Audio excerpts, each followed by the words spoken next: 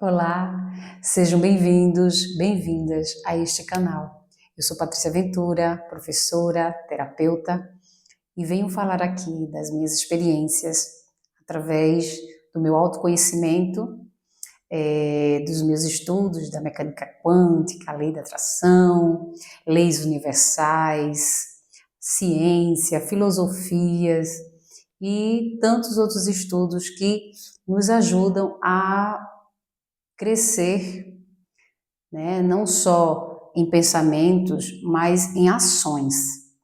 E hoje eu venho falar de algo que a gente muitas vezes nem sequer tem noção, mas eu entendi isso, né, depois de um tempo, que me chamou a atenção quando eu percebi que realmente fazia sentido, que quando nós passamos numa infância negativa, como eu já falei nos meus vídeos anteriores, eu falei que na minha infância eu tinha uma mãe, eu tenho uma mãe, né? Mas assim, na minha infância ela controlava os nossos comportamentos e ela era muito agressiva, ela não sabia conversar, então a gente tinha uma escassez emocional muito grande e a gente não tinha validação na questão de ser uma criança que pudesse se integrar, né, na questão familiar de forma respeitosa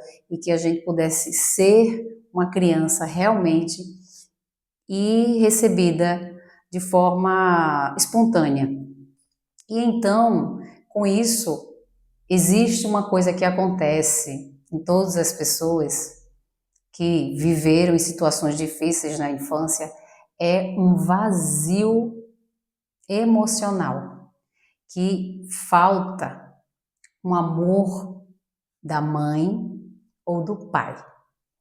Bem, e nós, com esse vazio, vamos atrás dessa compreensão de ter esse amor. Então a gente busca isso nos relacionamentos. Não só nos relacionamentos amorosos, mas em relacionamentos também de amizade. Muitas vezes você começa a ter uma amizade e você começa a querer aquele amor que você queria ter tido na infância. Ou, se não, num relacionamento amoroso. E aí, o que é que acontece? Eu fiz um vídeo aqui falando sobre o nosso cérebro. Ele cria caminhos, né, pontes, para quando ele, como ele foi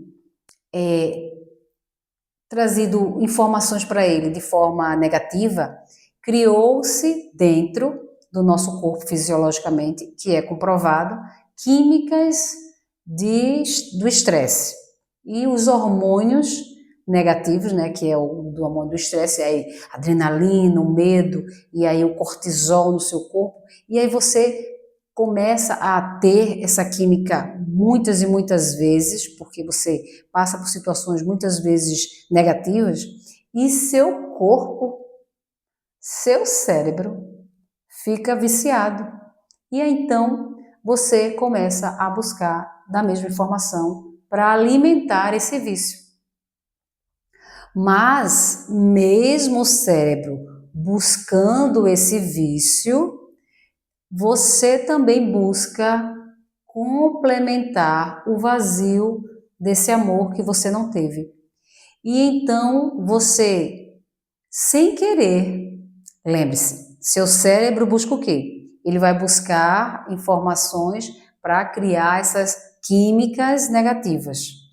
Então você vai inconscientemente buscar aquele pai e aquela mãe que também exerceu esse poder de alguma maneira nessa pessoa que você vai se relacionar. Claro que pode não ser da mesma maneira, mas vai ter algo parecido. E aí eu percebi que minha mãe controlava quando éramos crianças e depois eu no meu relacionamento, eu via que eu me comportava muitas vezes como essa criança ainda, e meu ex-marido, ele exercia o poder como se fosse a minha mãe. Olha, gente, isso é tão interessante, mas é verdade. Se você começar a observar que você ainda exerce a mesma função daquela criança, mesmo sendo uma pessoa adulta, achando que tem a liberdade, achando que tem as escolhas, mas você cria de forma sem entender comportamentos padronizados. Esses padrões vão se repetindo na sua vida. E aí, por quê? Porque o cérebro vai buscar do mesmo para preencher a química, porque quando ele se vicia nessa química, ele vai querer do mesmo.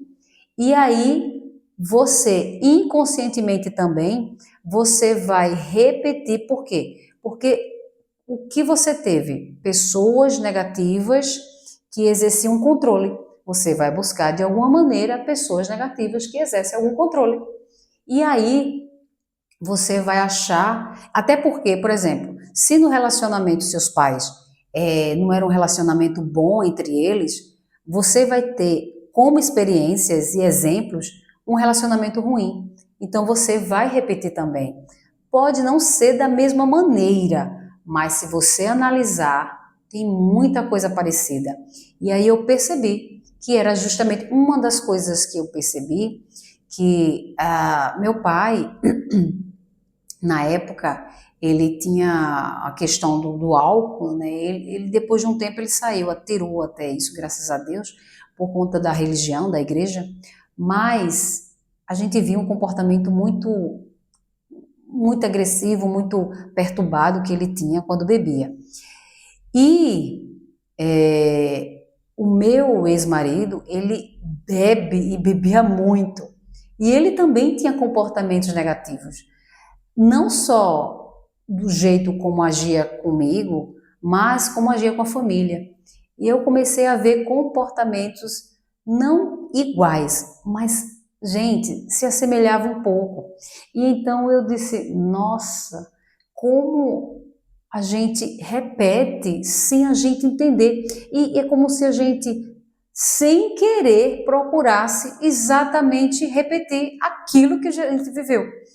Então, e além dessa questão do que minha mãe tem um comportamento de controladora, esse meu ex-marido, ele também tinha o comportamento do narcisista, que é aquele que faz as coisas por fora, é uma pessoa maravilhosa, todo mundo vê ele, mascara, né, a performance dele é que ele está tudo bem, que é tudo legal, é uma pessoa muito boa, benquista com as pessoas, é uma pessoa alegre e cria, sabe, um repertório bem legal para ele.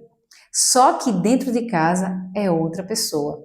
E uma coisa, quando ele agia mal, né, com os comportamentos e agressões verbais, uma coisa que o narcisista usa muito, gente. Você, mulher que vive com um marido e às vezes nem sabe o que é a questão do narcisista, ele diz assim: eu agi dessa maneira porque você me fez agir assim. Essas pessoas, elas jogam para você, para que você se sinta culpada. E você começa a achar que é verdade. Eu até dizia assim, eu disse, não, eu não fiz, a culpa não é minha não. Mas eu aceitava, gente, porque se a primeira vez que a pessoa dissesse isso, e você não, eu não fiz isso, e você tem que aceitar que você fez, e você, ou você assume a situação, ou você não permite isso, porque, gente, quando a gente tem essa infância, como eu tive, uma infância negativa, a gente não acha que merece alguma coisa boa. A gente acha que merece o sofrimento. Inconscientemente, lembra, o cérebro, ele vai repetir aquilo que você vivenciou. Essa química negativa que tem, fisiológica, por conta das emoções negativas, ele vai querer, porque ele vai precisar disso. É algo químico, gente. A química, ela ela quer o mais fácil. Então, se ele aprendeu, o cérebro aprendeu a viver com essa química, ela vai buscar, é como uma pessoa drogada, uma pessoa que tem algum vício, uma compulsão alimentar, do fumo, qualquer coisa, uma compulsão de jogo, qualquer coisa que vai dar, digamos assim, um prazer momentâneo, ele vai se viciar naquilo, mesmo que depois ele se sinta mal, mas ele sempre vai querer mais, porque é a química que criou-se daquilo e criou e se repetiu. E isso se torna vicioso mesmo, você fica controlado por isso, sem saber. E então, para você sair disso, eu só entendi isso quando eu precisei, através do meu filho, ajudá-lo, né, por conta não só dos transtornos, mas também do vício, de eu poder buscar alguma coisa. E aí eu me separei, porque esse ex-marido que tem comportamento narcisista, a primeira coisa que ele não quer que aconteça é que ele seja visto aos outros como uma pessoa ruim ou uma pessoa negativa. Então, se no ambiente dele ele não pode controlar, que ele não estava mais controlando o filho, ele não quis ser, digamos assim, fazer parte disso, porque ia sujar a imagem dele. Então, a primeira coisa que ele disse é: se você quer ficar com ele, eu saio. Ou você fica com ele, com o filho, ou eu saio. Porque eu não vou conviver com isso. Porque é a imagem dele. E aí ele dizia que o filho só era daquele jeito porque eu permitia. Gente, vejam bem, sempre a culpa é do outro. Nunca ele se responsabiliza. O narcisista nunca vai se responsabilizar. O controlador nunca vai se responsabilizar. Ele vai se achar sempre vítima da situação, porque ele não pode se sujar com o que está acontecendo, porque ele precisa manter o repertório maravilhoso que o mundo ao redor dele foi criado. Então, quando eu vi isso, nossa, mesma hora, gente, eu não tive dúvida nenhuma. Eu disse, oxê, eu já estava saindo, e aí eu deixei e me libertei disso, mas demorou, tá, gente? Passei 20 anos no relacionamento com uma pessoa narcisista. É claro que no início eles se comportam muito maravilhosamente, eles são, sabe, aquelas pessoas que chamam a atenção, que agrada você, que mostra a sua família que é maravilhosa, e depois ele vai soltando aos poucos quando ele entende que ele tem poder sobre você. Olha só. Nossa, gente, é tão incrível. E não existe só um tipo de narcisista. Existem, parece que mais de 4 tipos. E existem especialistas que trabalham, que estudam sobre isso, e só eles para dizer exatamente. Mas quando eu entendi, eu estudei um pouco para poder saber como era o comportamento dele. E nossa, bateu tudo, gente.